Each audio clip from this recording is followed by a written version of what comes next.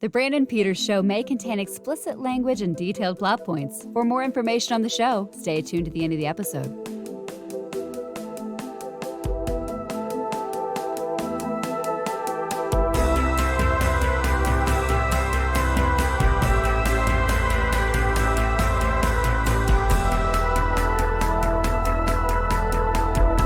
And now, here he is, Brandon.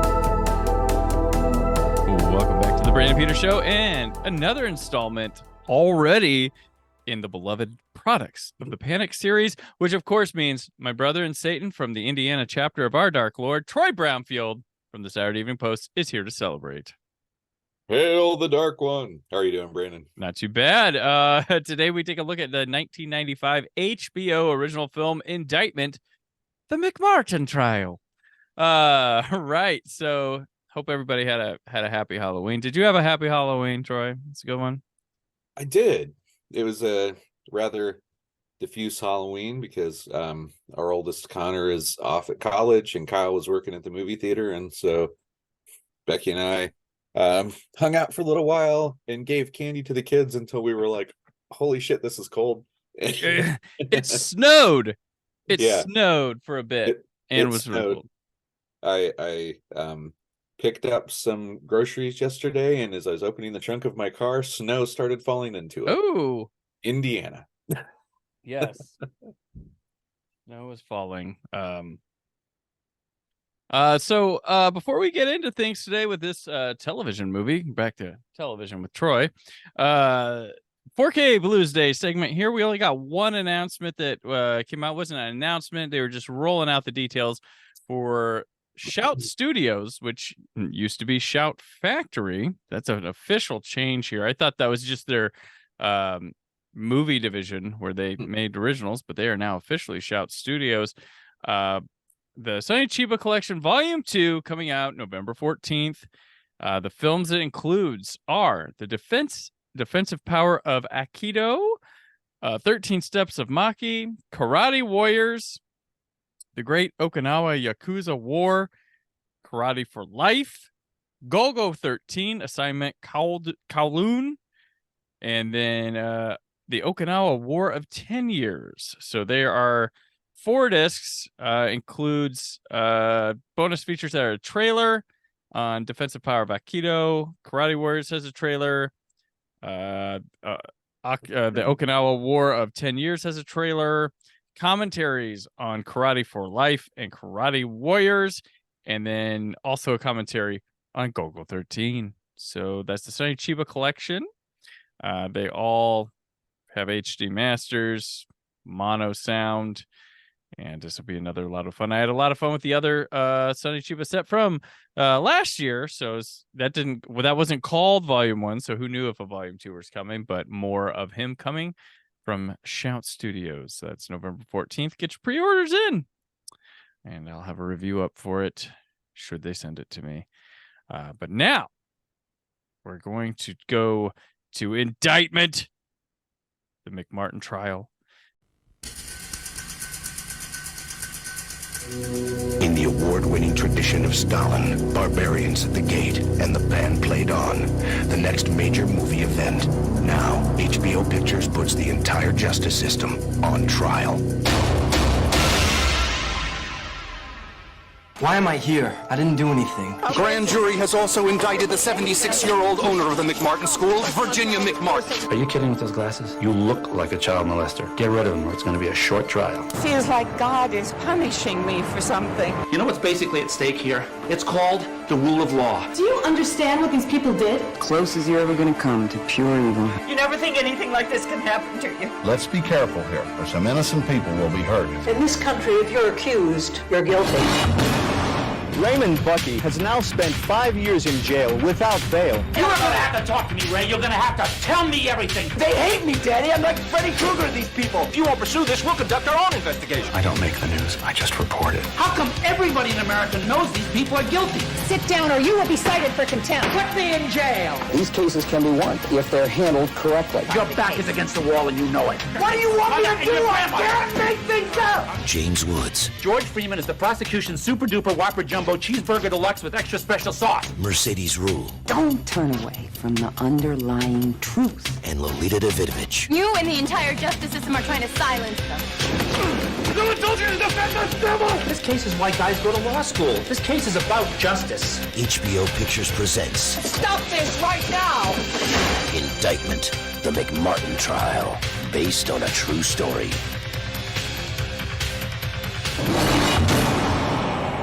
Directed by Mick Jackson, he of L.A. Story, The Bodyguard, and Volcano. Winds up doing a lot of TV. His career post-90s. Written by Abby Myron, who wrote the Detective with Frank Sinatra, which is actually somewhat the prequel to Die Hard. It's an odd thing. Yeah. And he also created Kojak. He writes this with Mira Myron. And then stars James Woods, Mercedes Ruehl, Lolita Davidovich, Sada Thompson, Henry Thomas, Shirley Knight, Allison Elliott, Mark Blum, Chelsea Field, Joe Erla, Miriam Flynn, Valerie Wildman, Nicolette Sheridan, and James Cromwell. Lawyers and the media argue the alleged child abuse at the McMartin preschool in Manhattan Beach, California. When the movie starts, it says this story happened in America in our times. Court transcripts and actual videotapes were among the sources used in telling the story. All right. So, Troy, had you seen this one before? Yes, I had. Okay. When did you watch it when it aired, or was it later on? Yeah, it was right around the time that it aired. And we've talked about this before, and anyone who's followed the Products of the Panic and even earlier knows that this whole thing is like a big hobby horse of mine. So the Satanic Panic idea. But and we always mention one particular thing that ties in with it, but I felt like that based on tonight, and for very particular reasons, I needed to give some quick background recap of it as the springboard into how McMartin happens. Yes. And there's like two things about it. And if you know, you know. And if you know, now you know. If you don't know, now you know. In 1980, a book came out called Michelle Remembers by Michelle Smith, not her real name, and Lawrence Pazder, P-A-Z-D-R. Related to Adrian Pazder? This purports to be Michelle Smith's story of growing up in an atmosphere of satanic ritual abuse in Canada, and from the 50s to a certain point in which she escaped. The whole thing turns on recovered memories. The through line of the book that she started seeing Pazder as he was her psychiatrist in the 70s, and he helps her recover these memories. The punchline is that there's no evidence presented in the book. None of the story is ever corroborated, and it just, fades from view the longer you look at it. But the real crux of it is that she alleged satanic ritual abuse by the Church of Satan specifically, beginning in 1954 when she was 5 years old, culminating in an 81-day ritual that summoned Satan in physical form. But thanks to the in-person intervention of Jesus, the Virgin Mary, and the Archangel Michael, she was saved, and all of the scars that she received and all the rest of the story she told were erased, and Jesus blocked her memories of what happened until, quote, the time was right, end quote. Ahead of its publication, the book was heavily serialized in the National Enquirer. They had excerpts in People. The book earned for Pazder and Smith, who wrote it together, a $100,000 hardcover advance and a $242,000 paperback advance. Those who like to keep track, that's almost Stephen King numbers. He got something on the order of $200,000 for Carrie's paperback rights. So around the same time, Smith and Pazder both divorced their spouses and married one another. Huh. By 1989, they guest on Oprah, and she guests alongside Laurel Rose Wilson, who wrote Satan's Underground, which is a similar book that came out in '88. Oprah presents both interviews completely unchallenged, as if everything in both books is true. Wilson's not only was also made up, but she is a complete huckster and later tried to reinvent herself as a Holocaust survivor. But you know, the whole thing is that after this book comes out in 1980, Pazder and Smith kind of build a cottage industry of being professional witnesses and doing lectures on how to spot satanic ritual abuse. And they're actually involved in a case that happens just before McMartin. The first real case of this was in 1982, which is also in California, the Kern County abuse cases. And you never hear about this one as much, but 36 people were convicted and spent some degree of time in jail. 34 of them got their convictions tossed on appeal. 2 died in prison, so they never got a chance to exonerate themselves. The whole thing started when one woman, Marianne Barber, coached her step-grandkids to say that their parents had abused them. And then they convinced another couple of kids to testify that they had been abused by their parents. And it was like this sadistic game of telephone in which all these people had their kids turn on them and say that they were in a sex ring and everything.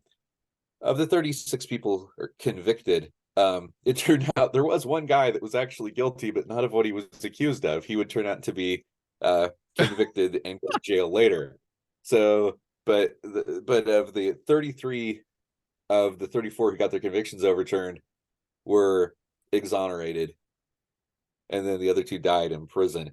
But that was in 1982. So this ball was rolling and already sparking other cases. So this is the world in which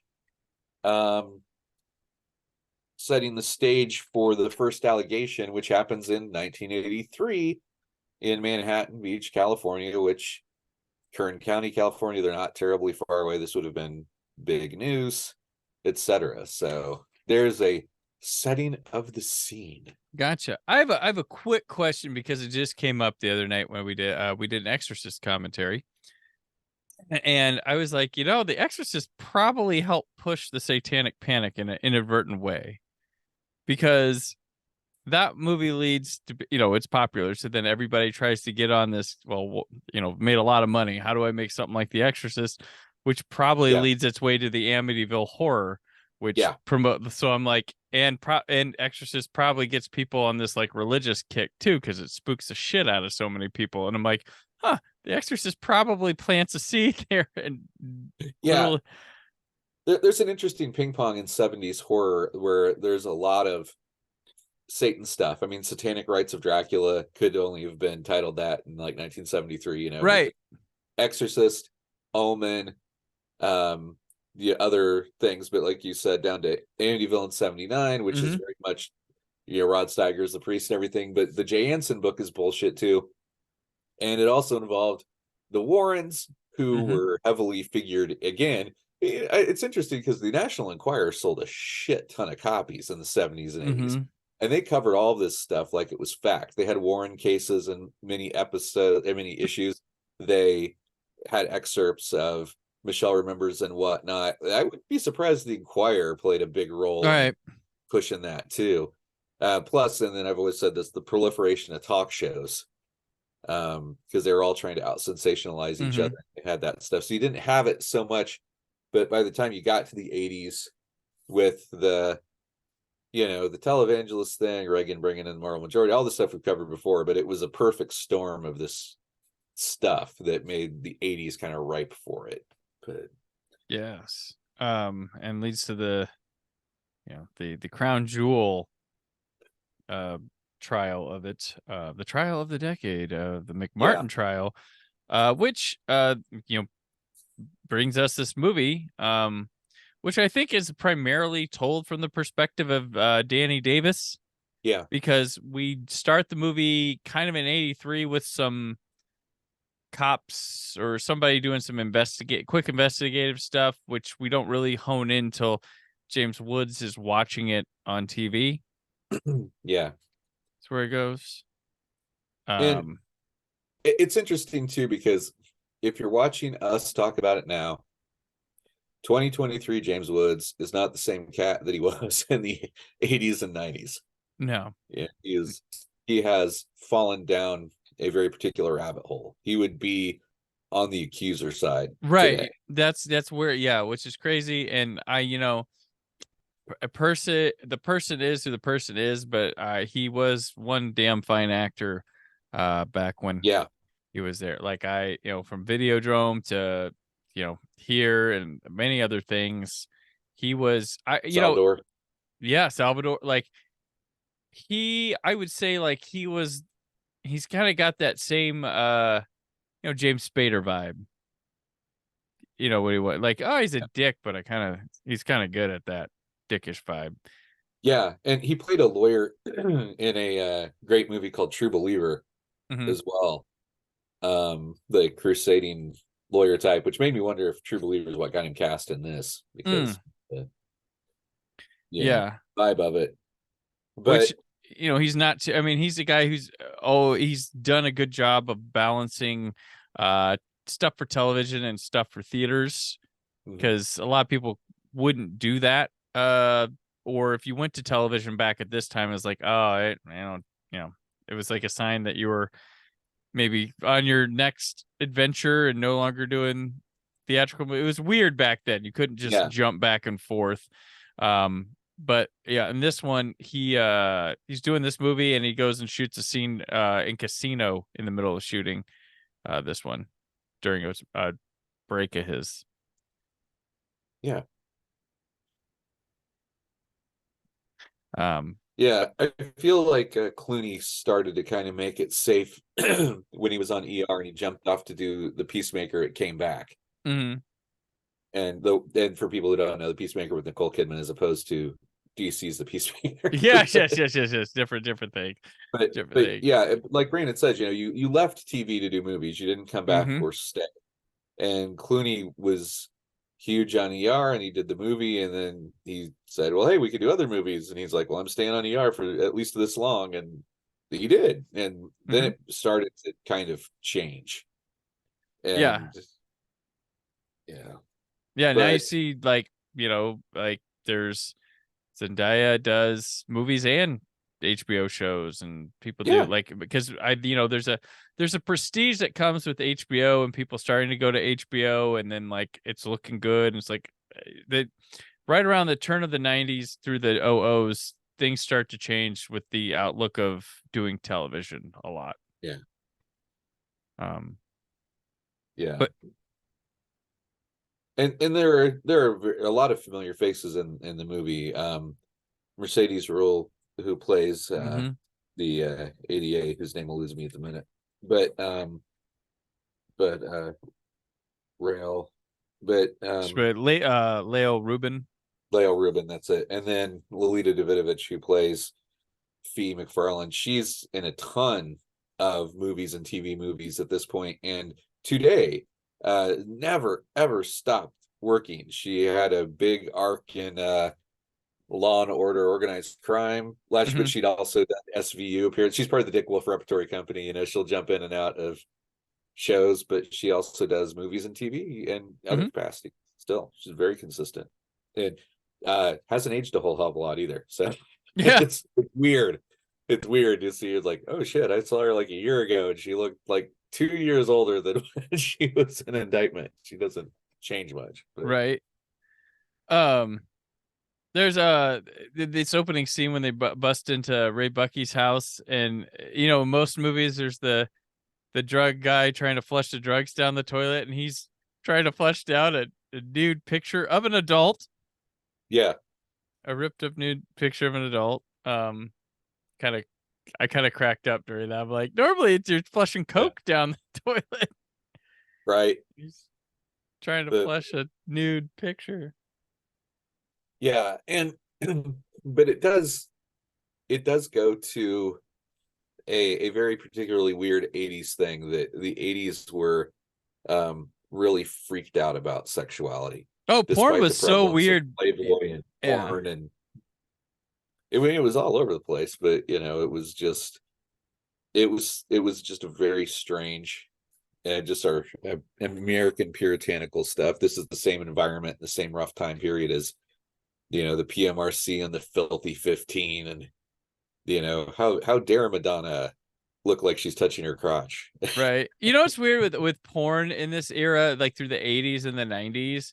The only person that was like, for some reason, okayed to have it, or was just like generally accepted, was the heterosexual male married guy that had kids. It's my dad's porn. It's my dad's Right. nudie mags. Like, that was just generally accepted that that's a thing. And but it's like, yeah. Wouldn't it be better if it was like the single guy had it or something?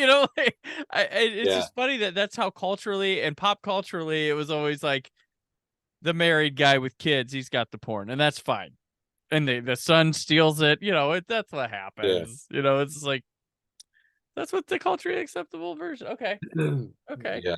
And I love it. Woods comes in when he meets Ray Bucky, and he comes in hot with pop culture references, like. And this is where he's like, I heard you got moved in the celebrity wing with Sean Penn and the Menendez brothers. He's like, yeah. Like, oh, all right. And he's like, are you kidding with those glasses? You look like a child molester. Yeah. So I was like, yeah.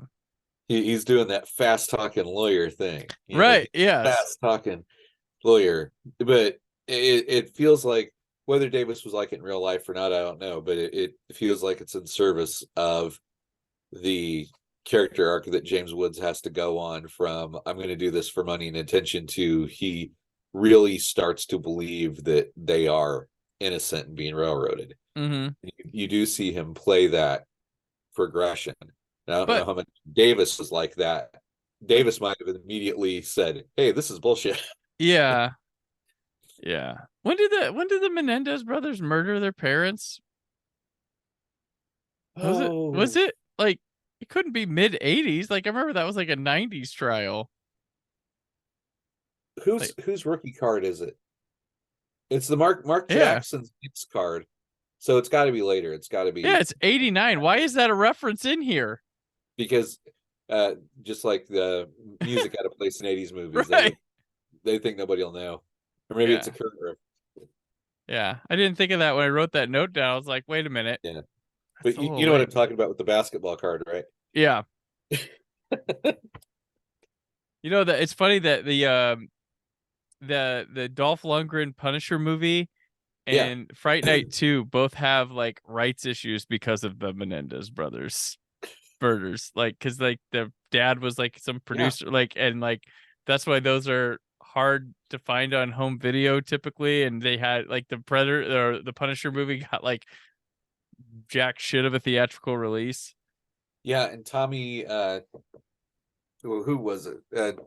Tommy Lee Wallace that worked on Fright Night 2, right? After, because Holland. Yeah. It was he Tommy said Lee that Wallace. They had the meeting with Menendez, and during the afternoon or whatnot, and it was that night that he got murdered. Oh, and about the Fright Night 2 release and everything, they were working the shit out. That was the problems, and then he got killed. So nobody knew what was said in the conversation, aside from the guys that were in it, and they couldn't make a deal based on it. Oh man, which is fucked up. It is, yeah. On so many levels. That's so insane. This trial is also fucked up on so many levels. But there's a lot of stuff. So one of the things that is interesting about this movie, and I like what they show, is, or especially early on, is going through and investigating the areas with which these children. So this movie's about children who have said that this is it like a is it a preschool, or is it just like a daycare? It's a daycare / preschool. Yeah, it's a daycare, has been molesting these kids, and so like, and it's a family run I mean, sorry, I didn't mean to. Yeah, yeah. But, No, go ahead. But no, it was really a family-run daycare, and the owner, why it's called McMartin, was Virginia McMartin, who was the mother of Peggy McMartin Bucky, also called Miss Peggy by the kids, and her two adult children, Ray Bucky and Peggy Ann Bucky,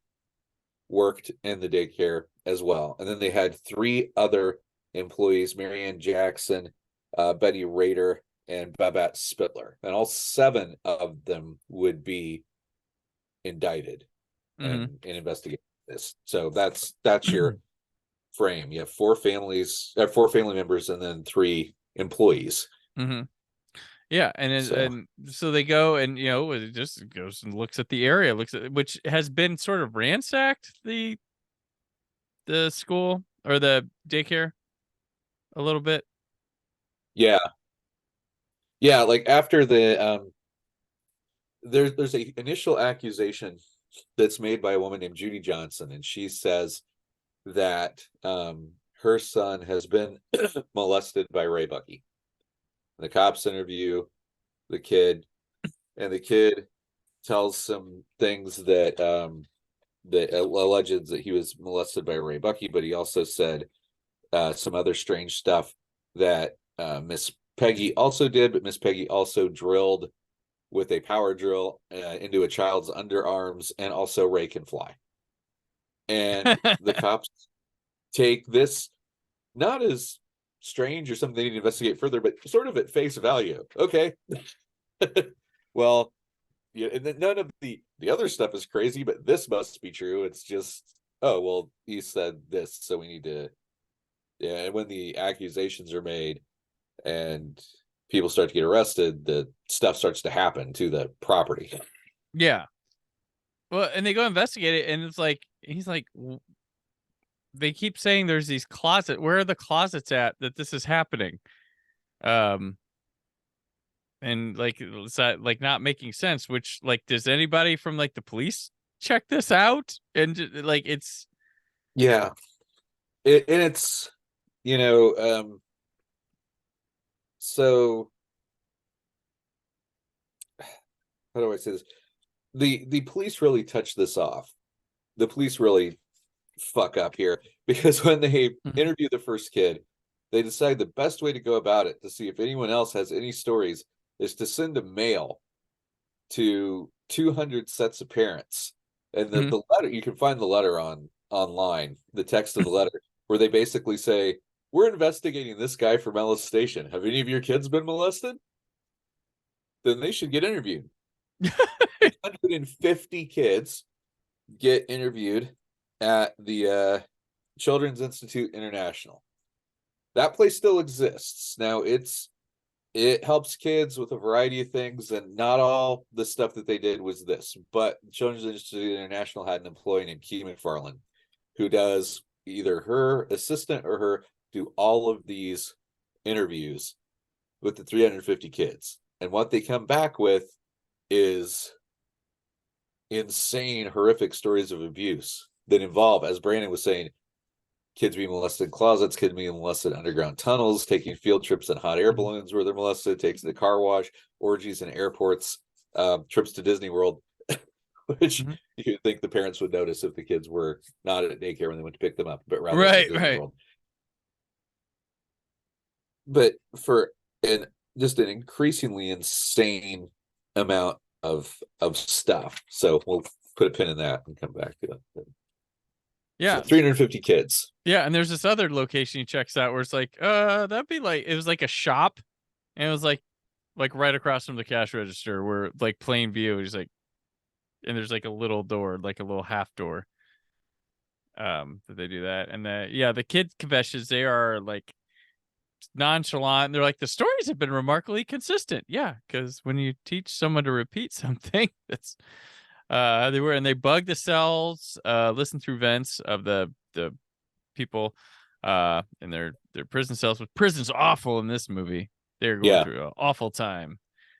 And they show these videos of the kids with puppets, and they talk about playing the naked movie star game, which is That's got to be directly pulled from, like, that's so specific. Like, that's got to be pulled from. Yeah, I mean, so the Keith McFarlane, which is conducting the interviews, she used the dolls that the has joined pop culture as the show me on the doll where right, yeah, you got hurt, and used the dolls, but also later experts and prosecutors who would look at the videos would say that it's just insanely coercive and problematic the way in which they did the questioning. And if you pull out clips in isolation, it makes it look like the kids are telling very convincing stories. But if you watch full-length things, frequently the kids are angry and pushing back that none of this happened, that they're being told, and that they're coercing them in the way that well, so-and-so said it happened. You don't want so-and-so to think that you aren't telling the truth, and things like that. They leaned on them and really extracted all kinds of crazy shit from the kids, to the point where, hilariously, when presented with pictures, one of the kids identifies Chuck Norris as one of the people who was a molester. But this whole underground tunnel and all this stuff that on the face of it is just absolutely deranged and easily provable as wrong is somehow part of a widening panic. And when we laugh, especially when I laugh, I'm not laughing at the seriousness of the topic as a whole. I'm laughing at the fact that anyone thought any of this stuff was completely real from the outset. Right. The burden of investigation should be that you sort through the facts. And if someone says there's tunnels under the school, the first thing you do is look for the tunnels. Yeah. You don't say, what? There's a Satan center underneath the pizza place. I better get a gun and go. No, don't say that. That would never happen in today's world. No, never. No, like, and the kids, the videos, they are only like, and much of it is watched out of context. It just hits the point they want it to, and that's it. And then it's not till toward the end of the trial that you get to see the full videos, and that James Wood's allowed to see the entirety of the videos, which also pulls out some racism in those. Yeah, there's an insane amount of prosecutorial misconduct in the trial, and this is in real life as well. Glenn Stevens, who was on the DA's team, did quit the team because he realized that the prosecution was deliberately withholding evidence and other information from the defense. The most notable of which is that the original accuser, Judy Johnson, was also an alcoholic, and she would die from her alcoholism before the case actually went to trial. The pre-trial phase was, the investigation was at 83, pre-trial phase was 84 to 86, the trial phase was 87 to 90. So she was dead in 86. And with the primary accuser dead, and had the information been available to the defense discredited, then this whole thing would have folded like the house of cards it actually was. But they hid that. They hid it from the play, from that. And that's one of the reasons that Glenn Stevens ends up quitting and blowing the whistle sort of on a lot of the stuff, that they're hiding evidence. They're not showing him the full tapes. And it actually winnows a way for Danny Davis Woods to get access to some of this material that's previously been denied. Well, and Lael's all like, I just need a smoking gun. It's out there. So it's like, it's basically the equivalent of like, find those votes, basically where they're at that point. And it's like earlier on in the trial where they're desperate for stuff. And I also found it interesting, when this starts, there's nothing to do with Satanism till later on. Like, it doesn't start as Satanism. It's just molesting. It's Yeah. When the trial starts, the 7 defendants between them were charged with an initial 115 counts of child abuse, which later inflates to 321 across 48 kids. And the preliminary hearings lasted for 20 months, which is insane and grueling. And these people have to sit in jail this entire time. Yeah, Ray Bucky in particular was denied bail. He was in prison for 5 years without, not only not being convicted, but was never allowed bail for 5 years. He didn't get bail until deep into the trial when everything was already falling apart. Yeah, they have to sit in jail during, and then his mom has to get a cavity search from Napoleon Dynamite's grandma. Yeah, and early on there is the 3 employees kind of get kicked. Their charges are dropped at a certain point, and then they focus on the family, and then they drop the charges against Peggy Ann and the grandma, and just try to get Ray and his mom. Yeah, and while the trial is still going on, Peggy Ann, who had her teaching credentials suspended because she was a licensed teacher, but since the charge got dropped, she got her credentials reinstated in 1989, and the judge in her hearing said that that trial, the other trial, has no creditable evidence, and the Board of Education affirmed the judge's statement and reinstated her credentials. So judges outside the trial that was going on were literally signing papers saying this is bullshit. Yeah. Oh my gosh. Yeah, she's no danger. She can teach. These charges are real. This is all crap. She can have her teaching license back.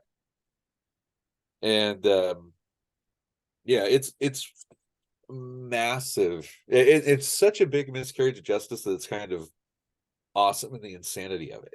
Yeah.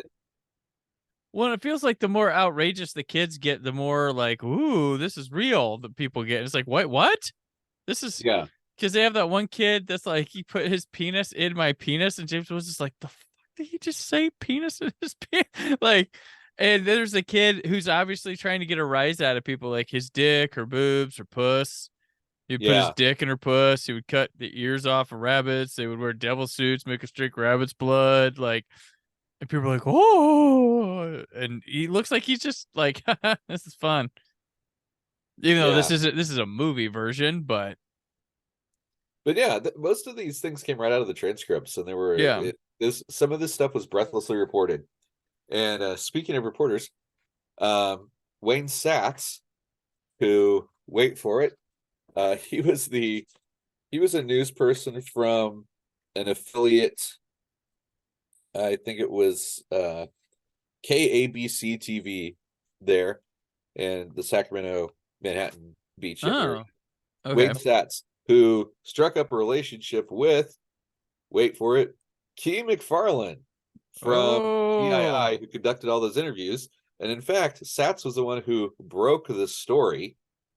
So it's a very short line of how did he find this out, to being the guy that was breathlessly reporting about the largest and most sensational details of this, and at the same time hiding the fact that he and McFarlane were living together during the trial.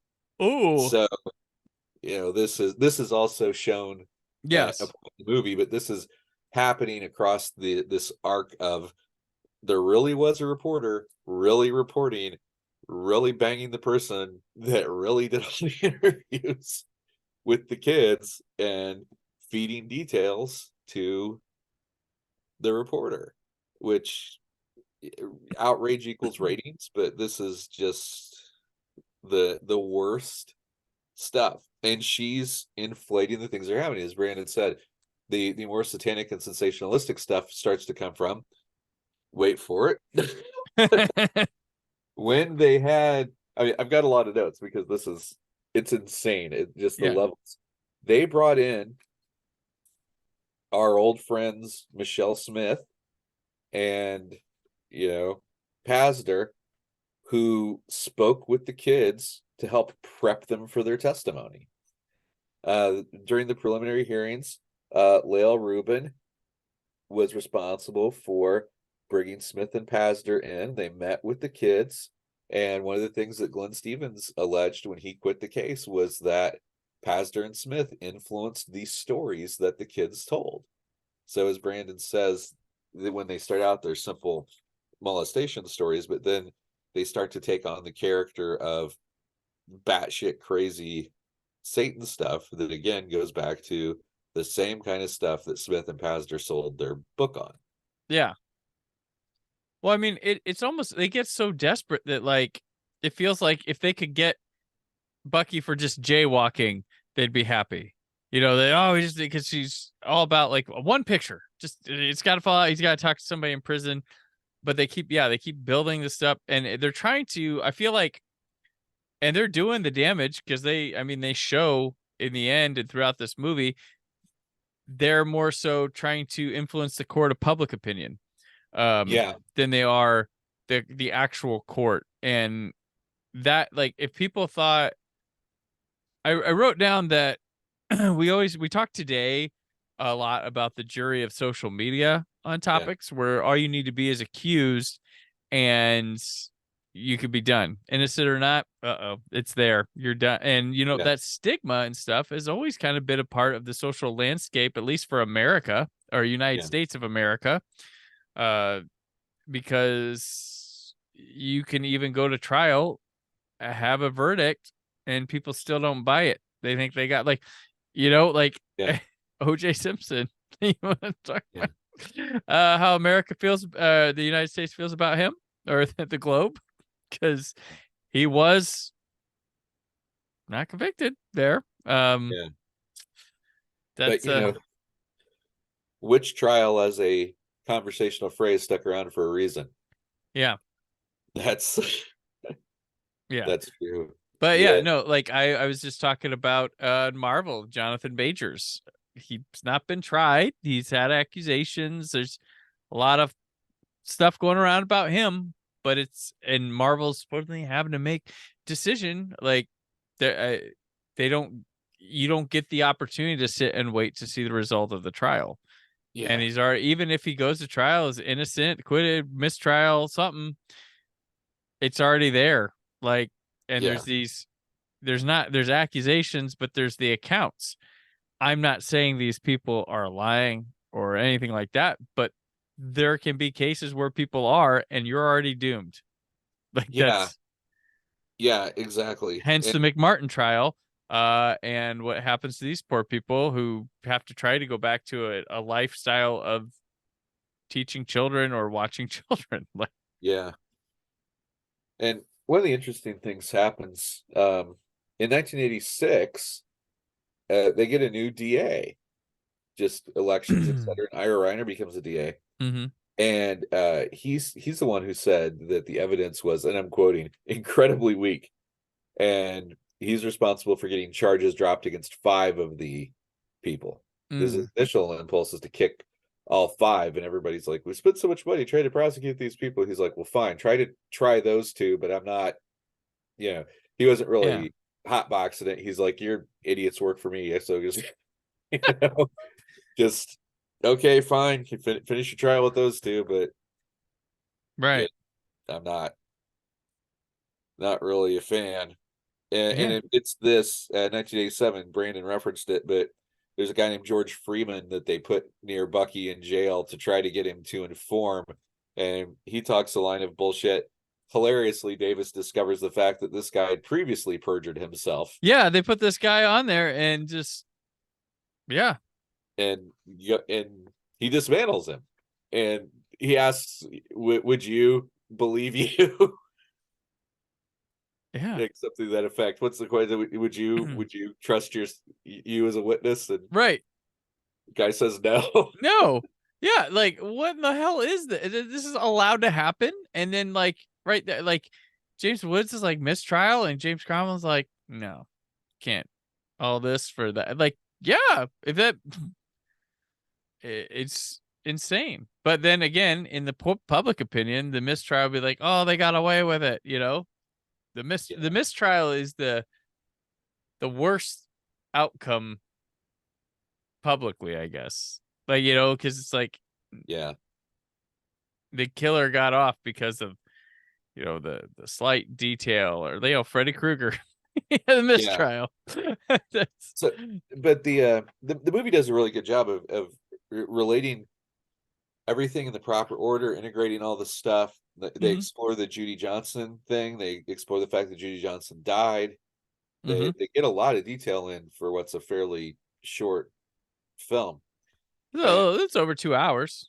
Yeah. Well, I mean, it feels so much longer considering how goddamn long the trial. Yeah, I mean, this could have been a multi-night miniseries thing, but they managed to get it, and I think in good fashion here in this trial. It doesn't drag. It doesn't, and you do feel the weight of how long it is, besides dates being thrown at the bottom of the screen.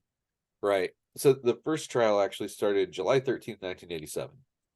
And then in January of 1990, it goes to the jury, and the jury deliberates for 9 fucking weeks. Can you imagine? Yeah. I mean, that whole thing of people watching breathlessly for a big trial. Now the people deliberate, 2 days, and the audience starts to freak out. They deliberated for 9 weeks. And then that's half a week shorter than Mickey Rourke was banging Kim Basinger. Miss Peggy was acquitted in original trial.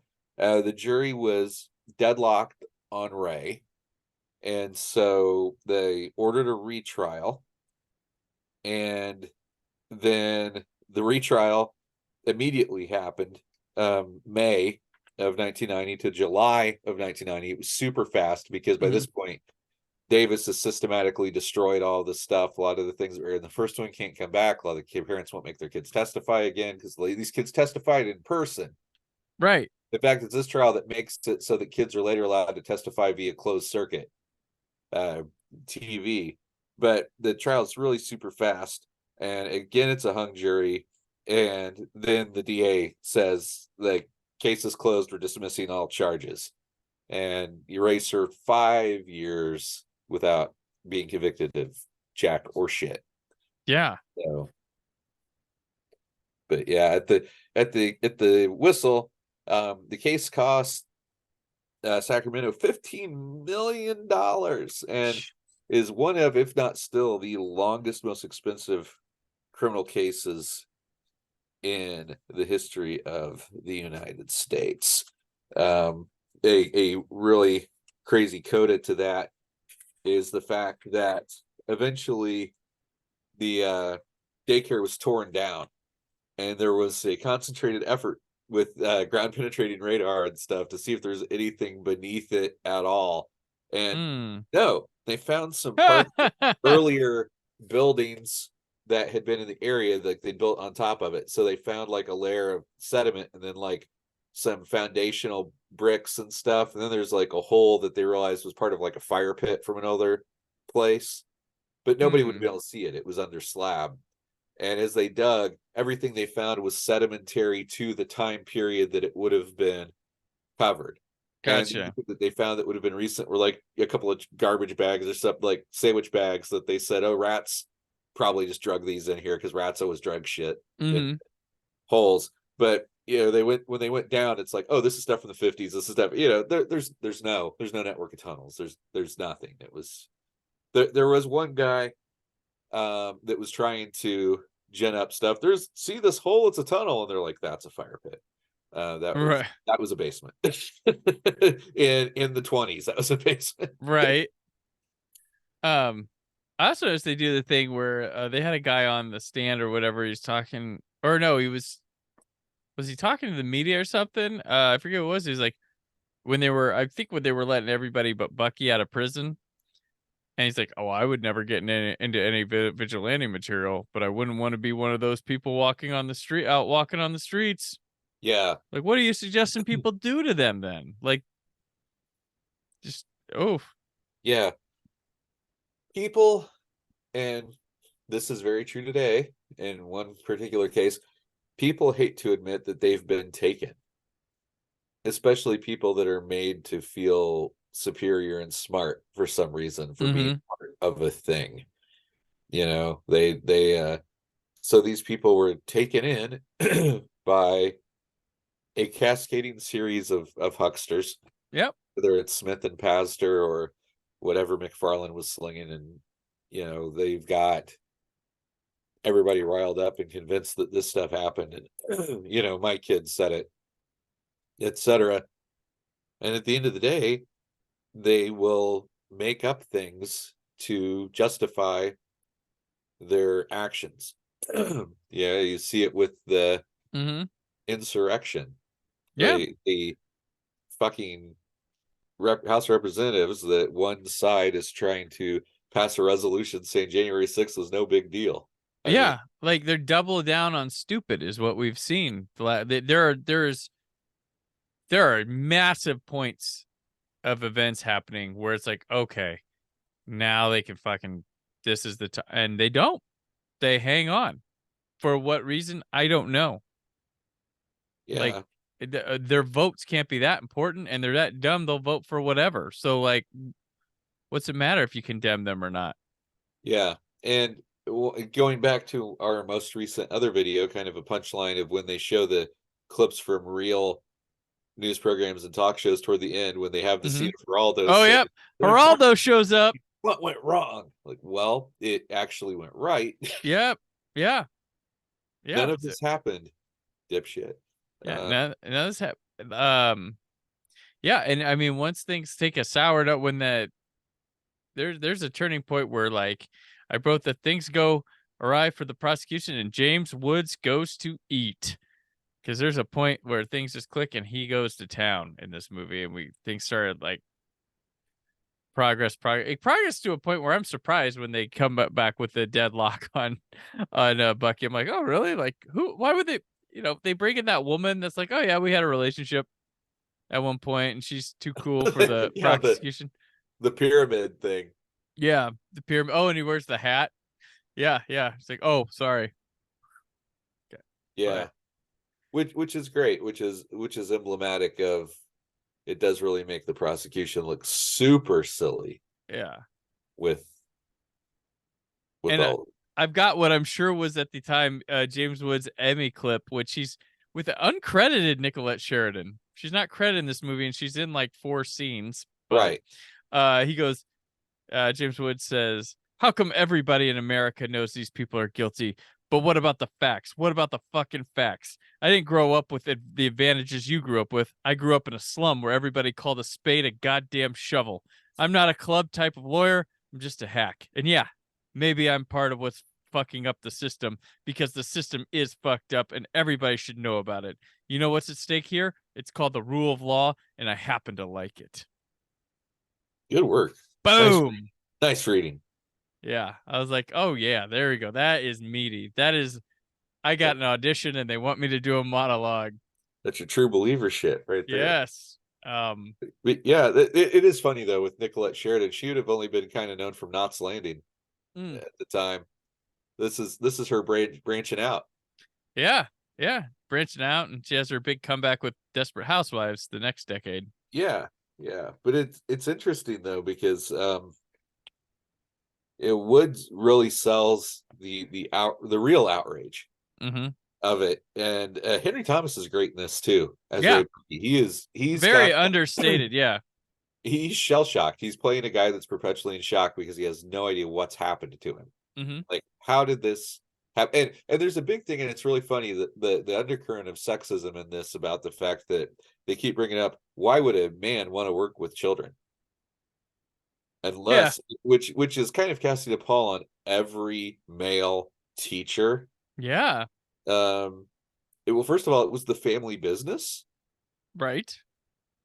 He worked in the family business with his mom and his sister and his grandma.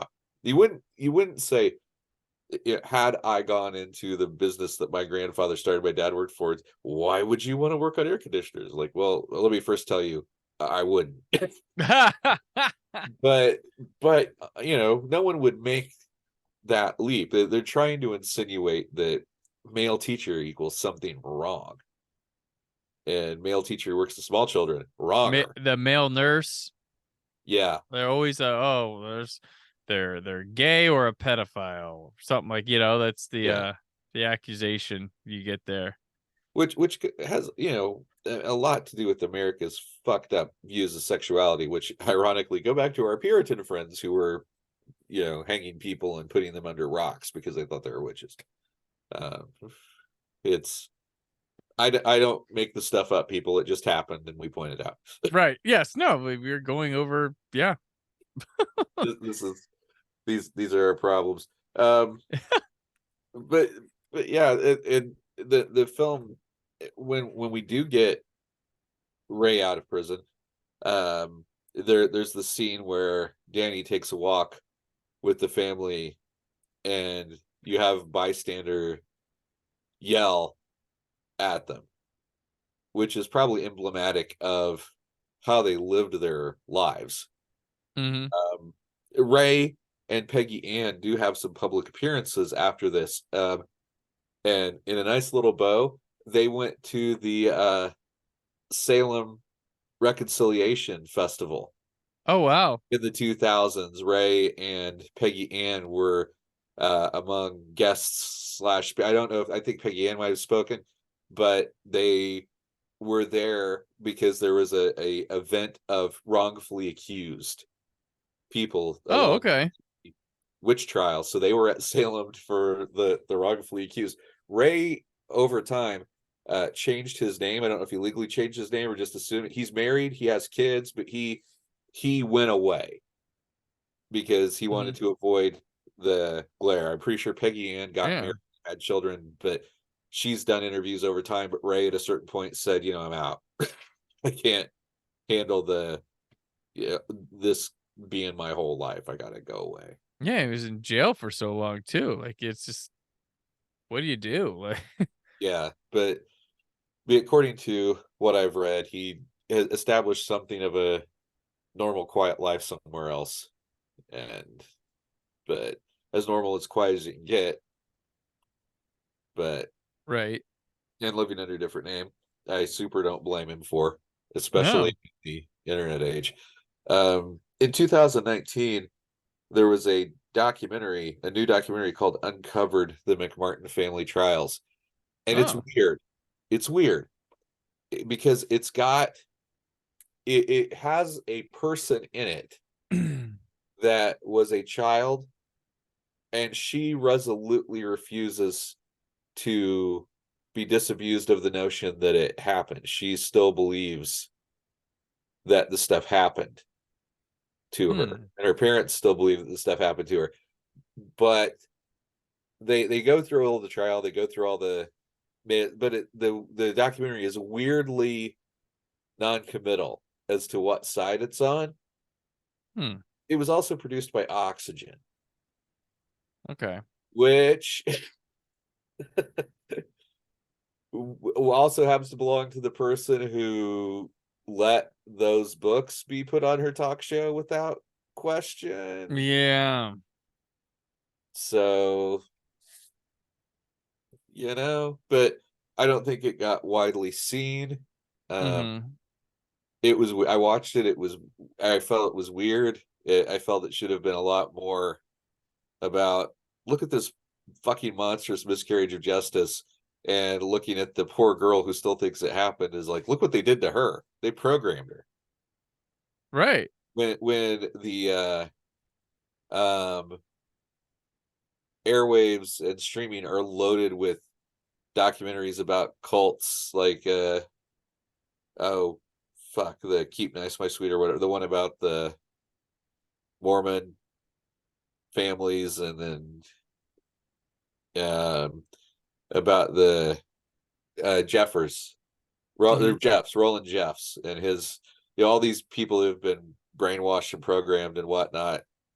That obviously there are lots of documentaries about this stuff happening, and then clearly this poor girl still believes this stuff that was obviously the result of the programming that they tried to instigate to all these children. I feel bad for her. I feel really bad seeing, like, this really happened to me. Well, I'm sorry, but all the evidence to the contrary, it really didn't. It's just No, I get you. it's sad.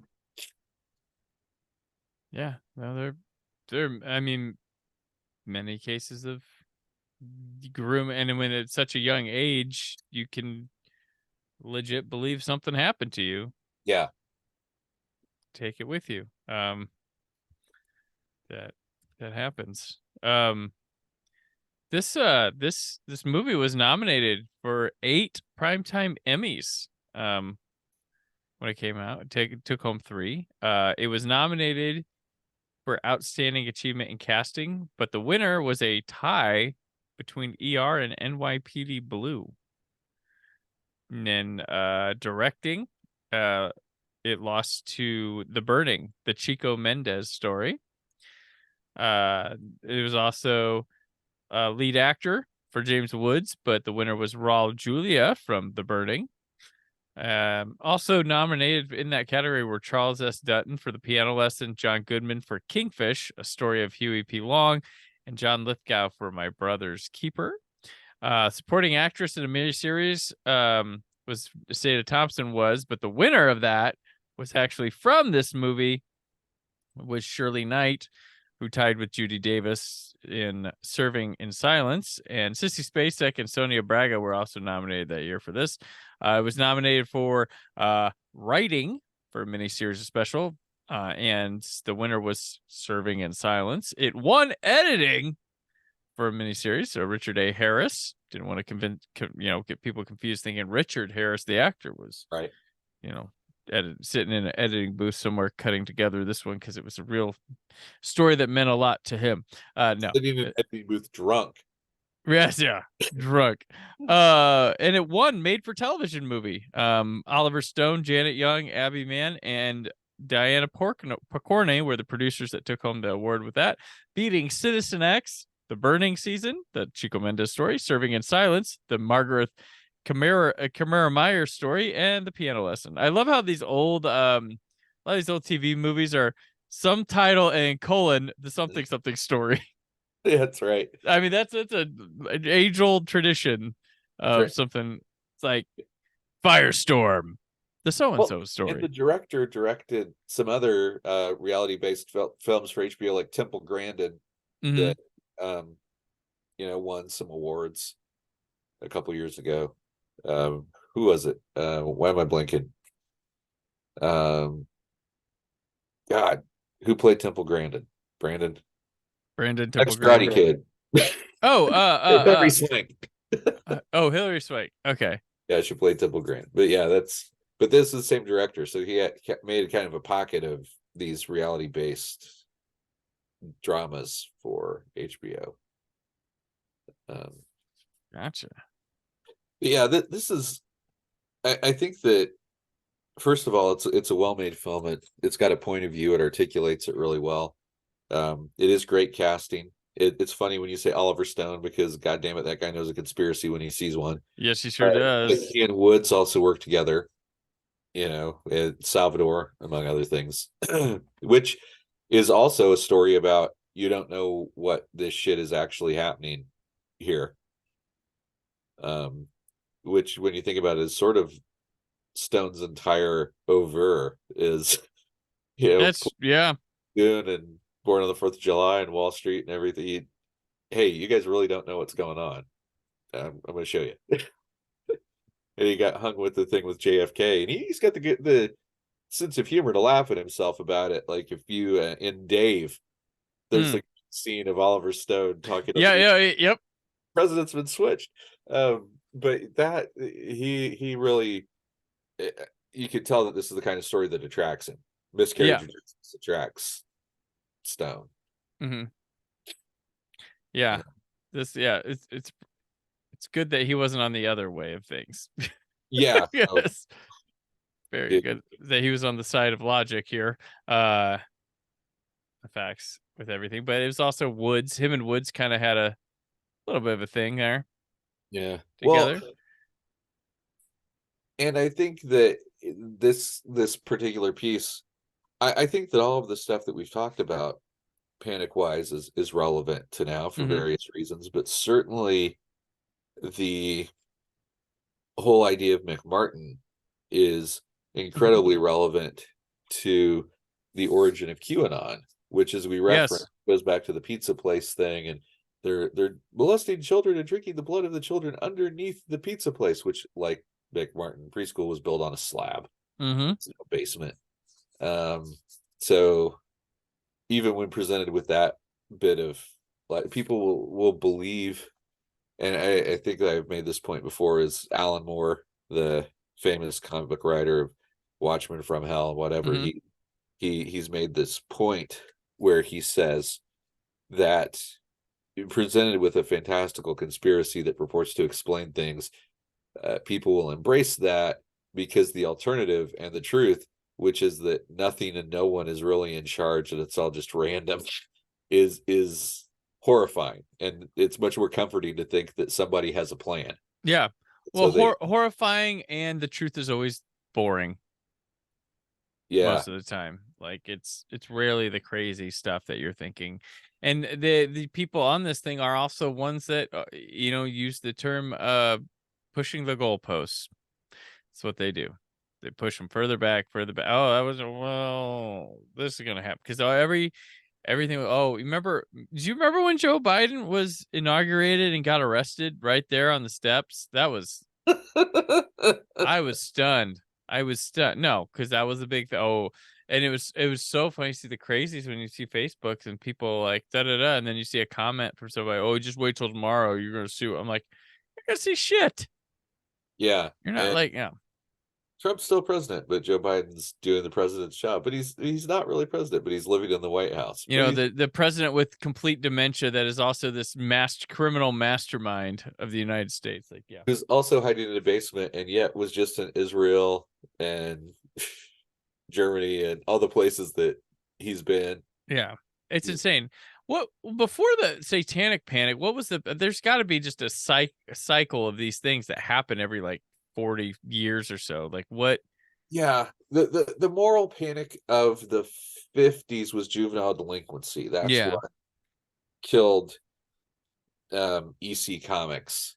Was they had the trials, the Wortham book, Seduction of the Innocent, caused people to freak out. The other comic companies got together and threw EC to the wolves for their horror books. They created the Comics Code Authority. EC, the Gaines family said, wait, let's do humor. And so they turned to Mad. So they at least kind of did that. So that became Mad Magazine. And then the Comics Code was saddled with crap for years until Stan was going to tell the Harry Osborn drug story in Amazing Spider-Man. And the code said, we can't tell a story. He's like, it's a positive story. It's about the dangers of drugs. And so, well, you can't do that. He's like, fine, I'll run the 3 issues without the code seal on it. And they went, oh. And then they had to relax the code because Stan was about to kick it to the curb. And so they said, okay, fine, you can have zombies and stuff. And that's why all these 70s Marvel and DC books are like, fuck it, Ghost Rider, Tomb of Dracula. Oh, jeez. Because they could get the monsters back. Yeah. But that was the 60s was drugs. Counterculture. You had Manson. 70s, I don't know, women working. Sure, what the moral, but I'd have to think about it. I mean, this year Halloween, we just had the fentanyl is going to be in candy. Oh yeah, I posted about that. Sure is, and it's at my house, so you don't want to come to my house. Thank you. Razor blade. They're gonna give your kids their gummies. No, they're not. Glass and Smarties, all that. Yeah, and they never catch the people. They can never convict them. It doesn't. Yeah, there is one, and I don't know if it was before the whole thing. There was one guy that stuck sharp objects into an apple, but it was someone in his own family. Yep. Too. But yeah, this goes back to, I think, the Chick tracts, right? Yep. Where they would talk about that, and the Reverend the Wakefield from Focus on the Family, the guy that would, or no, Donald Wakefield was the anti-vaxxer guy. Donald Wildman was where he was the whole Halloween's gateway to the devil and stuff. Because I've seen a lot more of that crazy shit in the last couple of years about Halloween than I have in a while, and yeah, that's a little troubling. But it's, I don't think that they've actually harmed anything. It's still a multi-billion-dollar holiday, but yeah, I think people still have. I mean, all you do when you do this is you scare a small percentage of kids, and then you interest a larger percentage. Yeah. Because that was the anytime they say don't do this, and it's a horror thing, or how I get more interested. And I always have, and most kids do. Most kids do.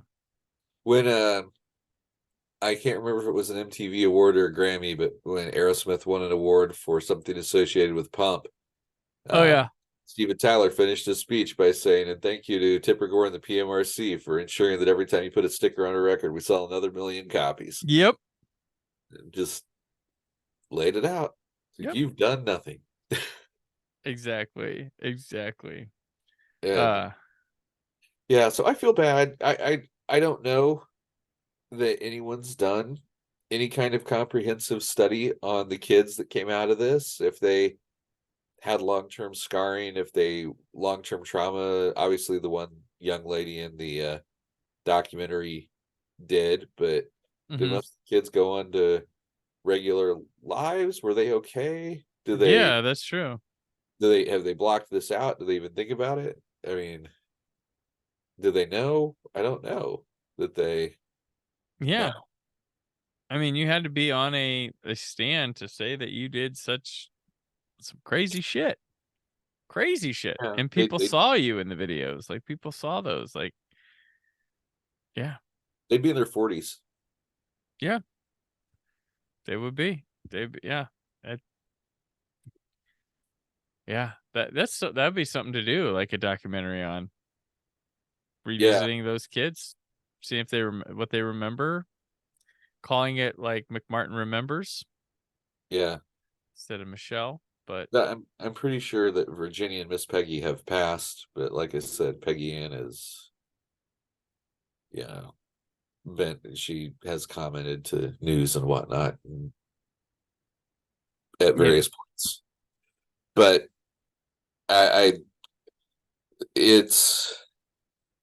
you wish that it weren't so present. But it's when you talk about the opening of the film where it has the card about this happened in America. The undercurrent of that is this isn't supposed to happen in America, and the truth is, not only does it, but it's got lots of chances of happening over again. Yeah. Well, I mean, luckily the legal system prevailed, but it also showcased how flawed it is, and it kind of squeaked by here. Because this should never have gone on as long as it did. The innocent man, Ray Bucky, like, what a lost years. And not like the lost years were like enjoyable. You were away from everybody in a prison cell, only allowed to come out for like sit in a courtroom. Like, what is that? Like, that's And there were no reparations or anything. Their reputation was destroyed. Their business was literally destroyed. They were trying to get him to settle on that lawsuit, and then he'd have to be a molester on paper to everybody. And he's like, no, what the fuck? Like, no, hell no. And then James Woods comes around and is like, you know what? You're right. So, yeah. Now I've got to go kill vampires for John Carpenter. Yes. Yes. A couple years later, he'd be killing some vamps there for John Carpenter. And then later he would become a traitor. Yeah, to the United States with White House Down. On a different note, he had one of the great SNL hosting gigs of all time, and he was the Dracula who's afraid to bite somebody in the age of AIDS. Oh yeah, okay, I remember that one. Tremendously underrated sketch, but very timely and funny as shit. Yeah, James Woods the person now. It's just disappointing to me because I was always a fan of his work here as an actor. Always really liked it. And I know it's funny when like when someone like a James Woods turns out to go not crazy, but just take a stance on something I don't agree with and stuff like people are like, oh, they weren't good anyway. What good did they do? They weren't that great. Like, shut up. You can appreciate the work that was there before. Like, yeah, he went on to be like this, but man, that's a performance. It's a good, he's a good actor, and like it sucks. But even though like it's odd, he's like one of those where it's like what a shithead, but there are cracks there. Like when California had fires, and he was doing actually a lot to assist people from where he was. Like, it's like okay, so there's a heart there. He's just politically just an asshole right now. Like that's where it comes from. Like, and then there was when they did Shout Studios, when they released Vampires on Blu-ray, they did an interview with him, and was watching him talk about film was just awesome. Like it was like I was like, man, it sucks that he's a shithead because he's really I don't think I'd ever sit and listen and talk about film and relation stuff, and it's like fuck. Like it sucks that, like you're gonna leave this and then go post shit on X now and make us all be like what an asshole, because I'm like there's something good in you, but like as a human being right now you're failing. So but for a time, where do you go from here, Brandon? Yeah, true. So I'm now curious as to what the moral panic of the 70s might have been if we had established it. And the 90s was goth. I think it took a while to develop. Goth? Yeah. It was the Marilyn Manson, goth, Columbine, trench coats. Maybe also heroin. And grunge, heroin. Yeah. It's a weird hodgepodge of just I don't understand kids that aren't being the popular ones. That's the thing there. So I don't understand them. The 90s moral panic represents the fragmentation of culture. There was no uber culture anymore because of cable and music and everything breaking up the way that it did, which has only been exacerbated by maybe music and everything. Maybe it was the movies influencing people, or some music and movies influencing.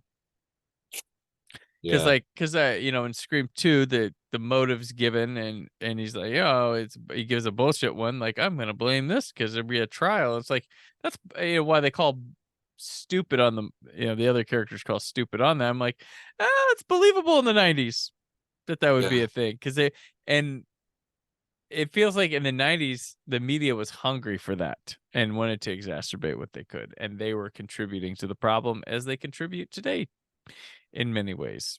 Yeah. But yeah.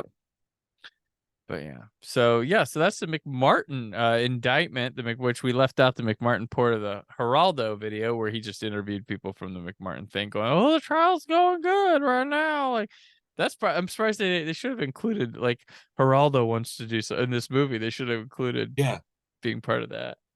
Yeah, that's kind of crazy that they were interviewing the parents as it was happening. That trial was in 88, and it's only got a couple years left of it still. But and 90 was significant too, not just as the beginning of the 90s, the end of the decade, but a lot of the Satanic Panic stuff flamed out around this time because the heavy metal suicide trials had ended as well, and McMartin, so a lot of this stuff, it felt like it was coming to a close. Yeah, so it's still like elements of it rolled on, but the big stuff was wrapping up almost on schedule. Right. Yeah, folding in, man. But this is a big one. I think when we first talked about, like, even back, I think back in the Cult Cinema Cavalcade days, we talked about this movie had come up. So this trial it's monolithic. It's hard to think about if you didn't live through the same period, but it was one of those things that was on the news every night for years. Yeah, I don't remember distinctively that this trial. Like I was in my single digits during the entirety of the 80s, from But like the whole thing about kids and Satan, and so, like it was sort of there with me. And then when talking about the, like going back, I'm like, okay, that was what it was that was there, and stuff going on. So I remember it in part because it was making the waves on the news, but it was also around the same time as Mazes and Monsters and not being allowed to play D&D at school. Yeah, does I was privy to, and Tipper Gore and all this stuff that was happening, that people freaking out about Madonna. Mm-hmm. There's a song called Sex Shooter, that kind of thing. It was just, it was all kind of rolling around at the same time. People were freaked out by it is kind of funny because I knew people who were really freaked out by just the very existence of MTV, that kids would sit and watch music videos for long periods of time. Right. Just sitting and watching it, said, how is that any different than laying and listening to the radio? Yeah, you get visuals with it. To the radio is fine, but watching the music on TV is not. I do not understand. Yeah. Well, it's funny because on one episode of this show before, we talked about how the rise of Garth Brooks to like absolute mega stardom could be attributed to Madonna, because when she makes the turn that makes older people feel uncomfortable, what do they go to? Garth Brooks, country. Like that's whenever country hits a high, gets a boost, something's happening, that there's a change in music that makes people feel uncomfortable, or like that it's not what they remember anymore. And the us white folk fall back on country, or that find country at that time, because it's safer. That would have been concurrent with the real explosion in hip hop, NWA and everything. Because because there's nowhere to turn that looks comfortable and then there's country. The dance is 1990, so No Fences is what? It's all happening at the same time. As the sound scheme is changing, the acts that replace each other at number one, this is the wrong order, but the albums that replace each other at number one are Guns N' Roses' Use Your Illusion 1 and 2, Michael Jackson's Dangerous, Garth Brooks' No Fences. I think it's either No Fences or Up in the Wind, but I think it's No Fences, and Nevermind. Mm-hmm. These albums, and there's a Boyz II Men record in there too, but they concurrently, they're number one right after another, which shows the massive fracture in what people are buying. Mm-hmm. This metal, you got this new shit, you got country, you got they're all variety. We don't want that. Yeah, but it is emblematic of the fracturing of the audience, which the cable choices and everything. Now it's even, you could have entire conversations about TV shows that people have never heard of or seen that are on broadcast TV, because they don't watch broadcast TV necessarily. The kids might watch a streaming show, but they also might spend more of their time on TikTok or YouTube. They might not watch any of that. They might watch Euphoria, but they might not watch, they sure as hell aren't watching procedurals on CBS. No. Nope. That audience is scattered forever. Yeah. Which I think comes back to something that was in the news today, which makes a Marvel or something still kind of amazing, that it can bring so many audience quadrants together, even if it's not quite as big in some films as it is in others. It's still a pretty amazing achievement to get that many asses in seats. Oh yeah.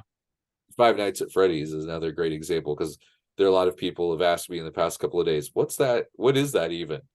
And I'm like, well, it's a video game. It's been around for a long fucking time. Right. I knew it like I had for like, I just talked about it on a podcast. Oh, it's not out yet as of recording, but because they came to me like, wait, it's gonna do this much? I'm like, yeah, it's gonna do that much. You realize how like they're at the perfect point to capitalize on Five. Like there couldn't be a better time than that movie, because it's still popular, and the people who grew up with it are now like teens that can go out by themselves on a Friday night to go see it, or in college and could go see it. And it's like it's PG-13. It's PG-13. It's a little dip past. Like it's perfect. Like it's quality of the movie aside. Like Yeah, it did it. Like it hit, and I talked about I saw that movie in the theater. I took my son, his friend, and my daughter to it, and that movie was louder than a freaking Avengers movie on opening night.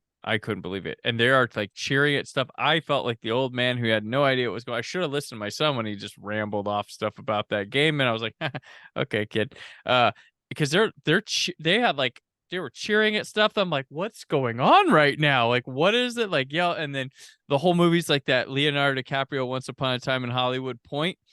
Yeah. The whole movie, and I'm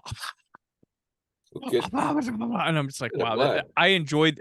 I was so happy. Like I'm on the movie, but I love that experience, and I didn't even get all of it. But I'm like, that these people are that plugged in to this right now. This is why we go to the movies. This is what makes it exciting.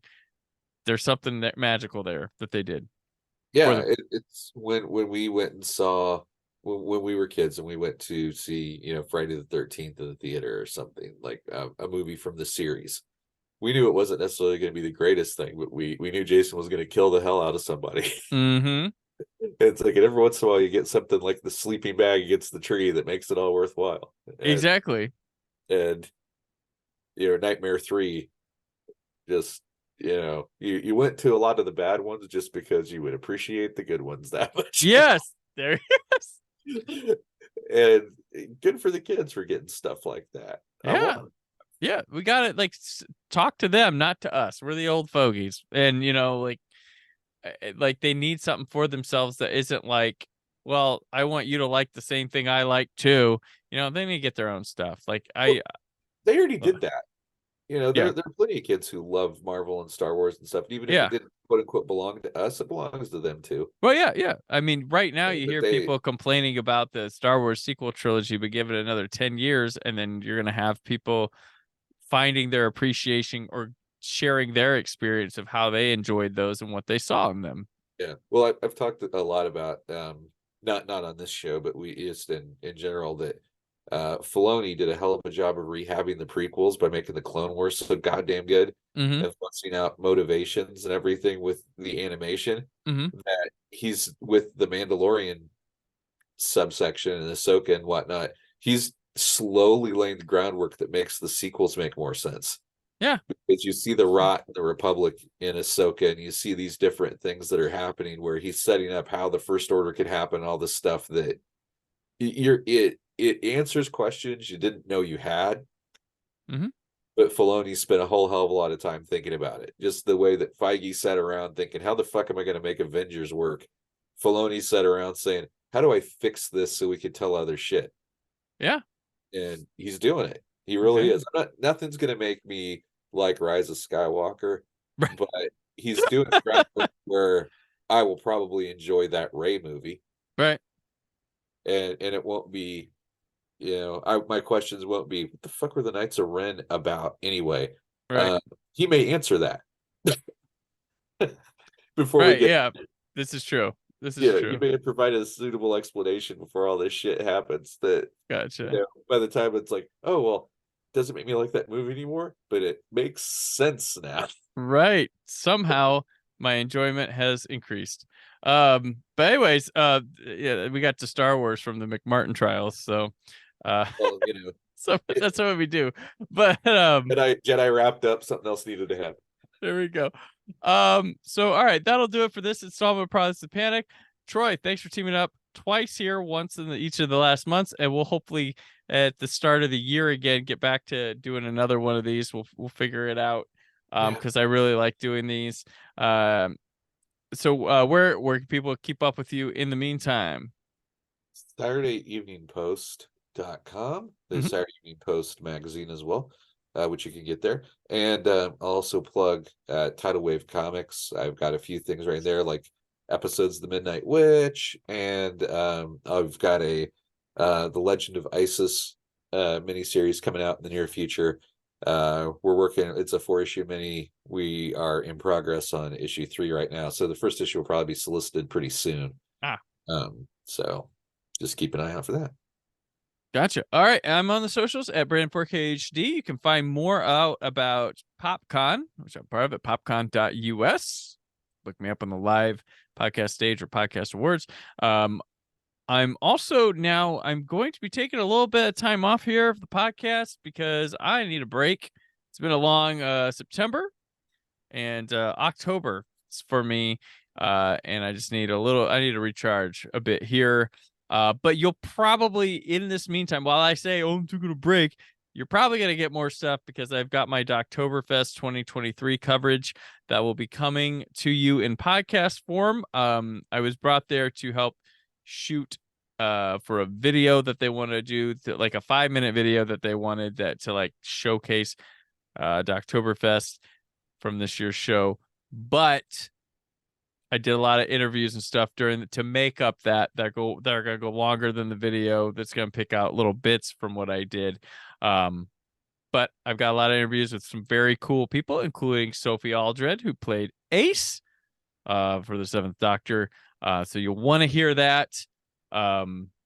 Very cool. There's some other cool people that you'll want to hear me talking to as well. They're fluffy interviews, but they're cool. I mean, a lot of these people, you don't know who they are. So one guy's got like the 2nd largest Doctor Who collection in North America.